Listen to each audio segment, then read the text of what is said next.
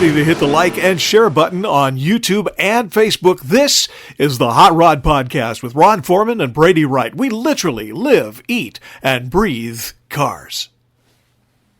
Hey, so we thought that we would do something special for the Christmas show here at the Hot Rod Podcast. Brady Wright, Ron Foreman. We are going to do something that it's been a couple of years since we've done this. We did it on our old show. But one of our great resources that we've got in the Pacific Northwest is a guy by the name of David Dickinson. And David has published 3 books called the Old Car Nut books. And this is them right here. This is book number 2. That's number 2. Yeah, that's number 2. And there's 3 books in the series. But the reason we're going to this one for this week as a kind of a special Christmas gift to all of the hot rod people in the country, this thing has the full and complete story of the hot rod Lincoln. Everybody thinks they know. Everybody thinks they've heard the song and they know the whole truth. Maybe not. Maybe you don't. So David has researched this story quite a bit, and the whole thing it takes a little bit of time, but I'm going to read it because it's kind of fun. Ron's heard it before, of course, so it's really cool. Add in some stuff as we go. But Merry Christmas to you from the Hot Rod Podcast. And this is the story of the Hot Rod Lincoln. The story is by Bob Davidson as compiled by David Dickinson. And this is the way it goes. In all the years that I was in the auto body industry, I repaired a lot of cars and met a lot of people. And because I love cars and people, it was always a thrill for me. In the beginning, I worked for what had been a one-man shop. I'd come in to sand and mask the cars, and the guy that owned the shop would come in and spray them at night. We'd get some cars off the car lots to repair and make a living. Over time, it kind of grew and grew to where it became one of the largest collision companies in the area by far. He became pretty successful and very wealthy. For me, it was just kind of a stepping stone in life. I met lots of interesting people at the shop. One day in about 1987, an older couple came in, got an estimate to fix their late model Nova. And as I'm writing this estimate up, the guy says to me, that's a 30 Model A up on the wall there, isn't it? He was pointing to a picture behind me. I didn't even know it was there, but it was a nice frame and everything. I turned around and said, yeah, it sure is. The old boy was about 70 years old, I'd say. His wife was sitting on the couch waiting for him to get his estimate completed. And he says, I've got one of those. I said, oh, you do? How cool is that? He said, yeah, I got a Lincoln motor in it. Ooh. I chuckled and said, oh, like the hot rod Lincoln. And I just kind of rattled it off, just like that. He continued, not swayed a bit by my casual response, says, yes, I have the original hot rod Lincoln. Whoa. I couldn't believe what he was saying. I said, did you write the song? Oh, yeah, he replied, long time ago. I said, where's the car at? Well, we're retiring in McKenna. We rented a trailer up there. We got a metal garage down here, and I have all my stuff in there too. The car's in there too. Wow. I had kind of a hard time buying into his statements. I said, can we come and see it? He says, oh yeah, when I bring my car in, you can give me a ride home. Nice. So I called my friend Walt Kaplan, who was really into music, and I asked who wrote the song Hot Rod Lincoln, and he knew it just like that. He said, Charlie Ryan. I shouted, are you kidding me? He just left here. Wow. He said, are you kidding? Where's the car? I went on to tell him about the guy and his wife and the car and out in McKenna. And so after about the time I hung up with Walt, my buddy Dick Page came in the door. Dick's gone now. I told him the story. I said, he's bringing his late model car in for repairs on Monday, and I'm going to give him a ride back home. He says, he'll take me down and show me the car. You want to go with? He said, absolutely. Nice. Hell yeah. So on Monday, Dick's at the shop right on time, and I introduced him to Charlie when he came in. We took Charlie back to his place, anxious to make a historical barn find. And walking down to the metal building, the anticipation is growing in our hearts and our minds. I will never forget the moment when Charlie opened that big old door of the building and I looked in, because there in the dark recesses, the sunlight dancing over the front grille, the shell, the motor, the faded red cowl, sat the hot rod Lincoln. Nice. I asked if it even ran, and Charlie says, I hadn't been started or driven in a lot of years. We walked around the car and looked it over. It had mattresses on it and pigeons flying in and out, junk all over the place. I looked at Dick and I said, wouldn't it be awesome if we could restore this thing and bring it back to life. No kidding. That would be cool. And old Charlie looked at me and says, "Oh, I can't afford that." I smiled and I said, "Wait a minute. I'll get it done and it won't cost you a dime. If you Nice. have any other parts." Well, he had the tail lights off the Lincoln real handy, some other stuff in boxes. And as he looked around, he told me the story right then and there. Now, many people have heard the song Hot Rod Lincoln. It's been recorded a whole bunch of times, different artists. It's always going to be part of the fabric of rock and roll or rockabilly music. And of course, the car community too. Absolutely. So what the majority of casual listening public doesn't know is the history of the car behind the song, or that there even was a real car. Now, there's been quite a few things written about Charlie Ryan and the Hot Rod Lincoln. They don't always say the same thing, but here's what Charlie told me. Charlie had a band, and they rode around in a 47 Lincoln Zephyr from one gig to the next gig. And after they were done playing, they'd throw their instruments up on the roof and head out to the next stop.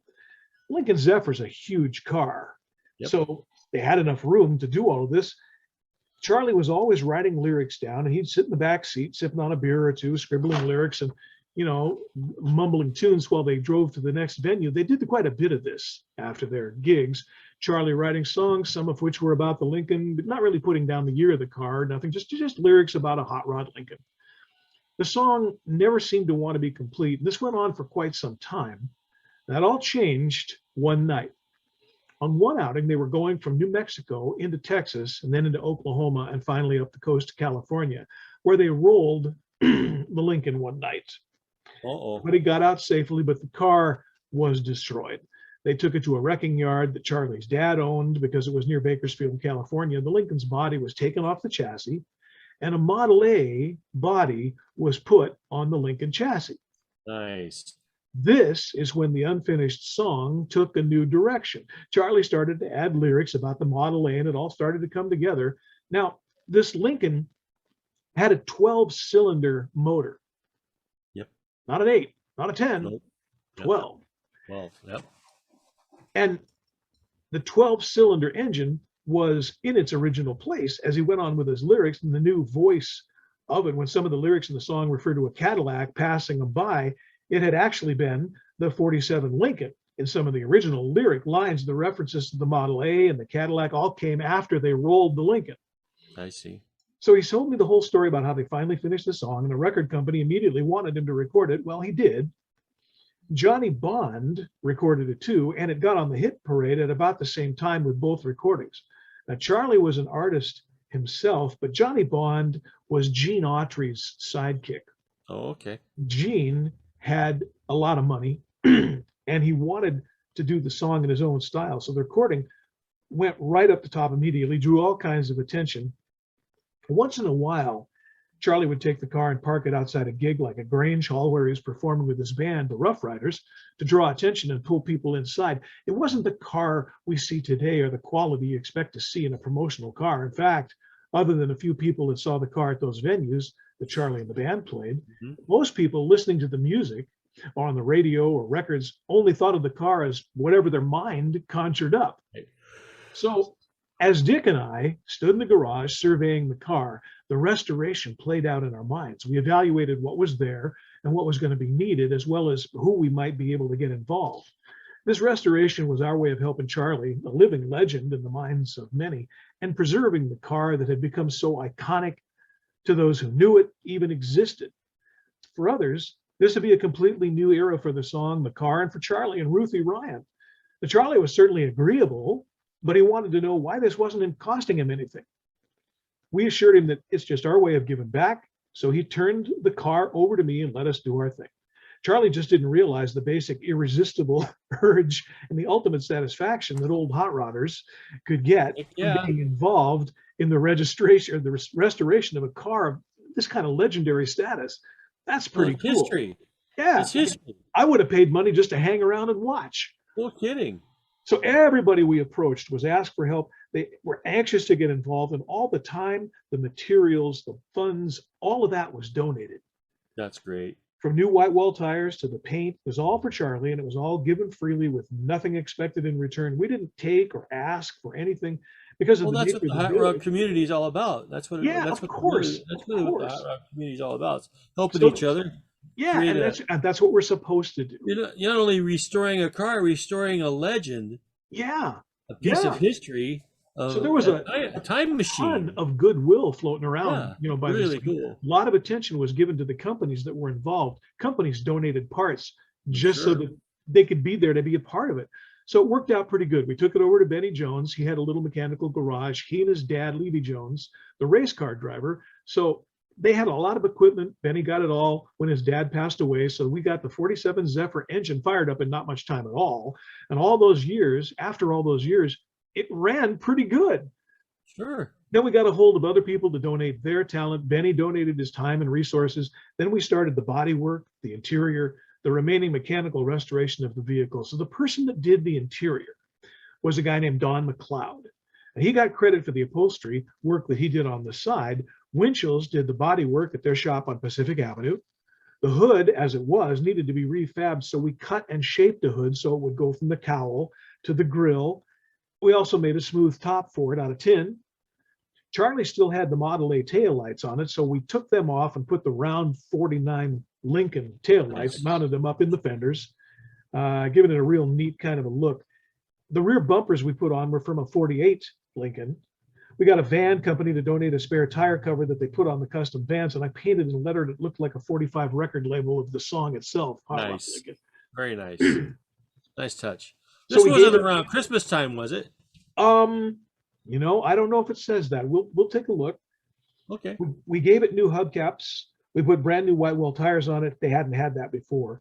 And the man that donated the tires got credit for his tire company. Some of the other things, the original Lincoln went on to the Model A body that he wanted to incorporate, but just had never gotten around to doing. So we did it all. We still had all the pieces and parts, and we made a lot of it work. We put the Lincoln dashboard in it, and I lettered notes and lyrics on it. On the left side of the steering column above the gauges, I put, "Son, you're going to drive me to drinking." And on the other side, just to the right of the clock, I put, "If you don't stop driving that hot rod Lincoln." Nice. So the chrome and the stainless on the dash was just like new. The lettering really made it all pop. It got a nice new leather interior, replaced the old original ragged seat that was in there, and anything else we could do to make it a show car. Now, there are pictures of all of it being built. And Rod and Custom Magazine wrote an article to show the pictures and tell the story. It was amazing. I don't know the month and the year of that, but I bet you if you went to the Rod and Custom Magazine website, you could probably go back and find it. It would be very cool to see. I've got a couple of pictures here in the book, but they're too small to put on here, and it's not going to do it justice. So Charlie and his wife were completely blown away by all the attention, and they couldn't believe what was going on. And to upgrade the car to make it safe and durable from what they'd thrown together back in the 40s, we took care of any of the mechanical work. The 47 Zephyr motor wasn't rebuilt, but it got suspension and brake work and whatever else was needed. It was all done right, no corners cut. Charlie and Ruthie were amazed at how the car turned out. Now, the redone Hot Rod Lincoln made its debut at Rock, the dock, which is down on the waterfront in Tacoma. They put the car up above. Charlie performed with a band that he put together out of the local union. There was a car show inside as well. It was an awesome event to introduce everybody. Man, I would have loved to got to go to that. Yeah. And this was all in 87, 88. So wow. Could have. A lot of people said, "Oh, you duplicated the old hot rod." We said, no. This is the original car. This is it. It's not a reproduction. And even with all the publicity that was floating around, there were a lot of people who didn't even know there was an original Hot Rod Lincoln. They knew about the song. They didn't know about the car. I wonder where the car is now. You think it might be in LeMay? I know where the car is. Oh, do you? Okay. Hang on. I'll wait. So they took the car to some of the big shows, the Good Guys show. They bought brand new jackets to go with the theme. At 72 years old, Charlie actually started to perform again. Nice. On a regular basis. The magazine got a hold of this. Everything started to grow. Charlie never got so much attention in his life. Now, Charlie and Ruthie belong to ASCAP, the American Society of Composers, Authors, and Publishers. Okay. And he told me all about how the songwriter is paid when their song is performed or when the record is produced. And that's where he got his money. And when Charlie and that Hot Rod Lincoln got debuted around the area, the radio stations were playing the thing continuously. Nice. Unbelievable. Every channel. every station, every television, all over it. There was all this excitement just off what we created from the restoration, and having that car available for the people to actually look and see was even better. That is really cool. So get this. The Ryans wrote countless letters and cards thanking all the people that brought a new life to him and his wife, bringing the cars around. They never had the time or money to do it because they were so busy trying to make a living. He got on a television show, Nashville Now. The car was rolled out onto the stage while he performed. He'd never done anything like that. And it was the first time the car was ever shown to the general public on national television. That's awesome. The magazine coverage was amazing. Now, by this time, Charlie and Ruthie had moved to Spokane to live after the car was done. He was asked to join the Duke's Car Club, and of course, he was thrilled. In 1990, Rod and Custom magazine did their story on the Hot Rod Lincoln, including pictures before, during, and after the restoration. Some of the photographs in that article were sent to them by some of the workers, and of course, I gave them all the pictures that I had developed from a little snapshot camera that we were using at the time. Charlie and Ruthie wrote a lot of songs, and if you listen to one of their tapes, there's Sidecar Sally and a lot of others. Ruthie was a heck of a writer too. Now, Charlie had never had a lot of money, and he was getting up there in years. The song might live forever, but Charlie knew he wouldn't.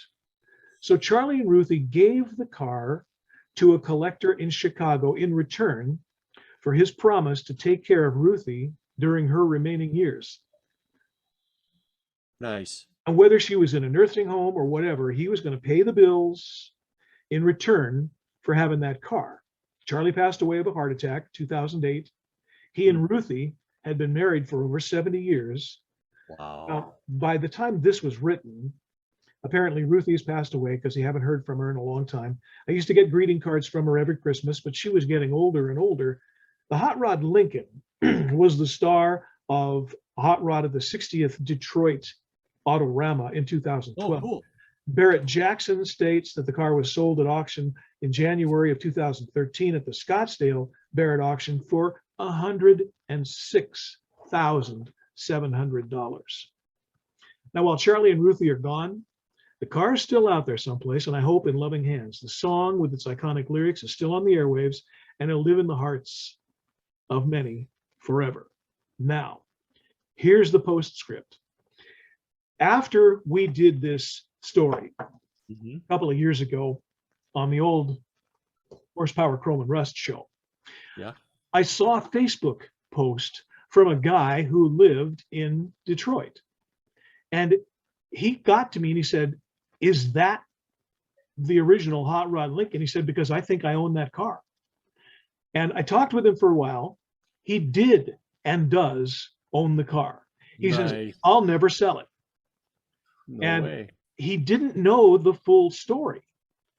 He had some things that he thought were true, but turned out not to be. And I said, "Look, I don't want any money for this. I will send you the tape of the show, and I'll also send you a copy of the book so you can see what you've got there and who put it together and who was responsible." Nice. Who did. And I haven't talked to him for a little while, but he's still got the car, and Cool. it's still in the same shape. He hasn't touched it. He says, "I'm not going to touch it. I'm not going to do anything with it. It's exactly the way it's supposed to be." So somewhere out there, the Hot Rod Lincoln lives. Nice. And I don't think there's a better end to the story. You know, I think that's what it should be. I would really love to see some of the before and after pictures. I'd love, so Rod and Custom magazine, I'm sure if you go to their archives or if you go to their website, probably we can find it. If I can find it, I'll put a link to it on the show, because it'd be a lot of fun just to have it. That would. Yeah. Thank you, Brady. That's really cool. Hey, man, it was cool to do, and thanks for coming up with the idea. This has been a lot of fun. I mean, we will do lots of shows as years go by, but this one's going to be good. That's iconic, man. That's everybody relates to the Hot Rod Lincoln. Yep.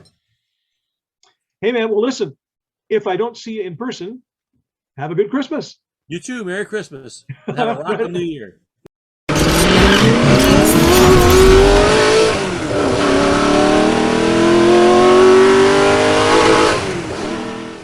That's it for this episode of the Hot Rod Podcast. Be sure to like and subscribe to our show, and we appreciate it if you smash those notification buttons too, so you'll know when a new one drops. For Ron Foreman, I'm Brady Wright. This has been the Hot Rod Podcast. We'll see you on the next one.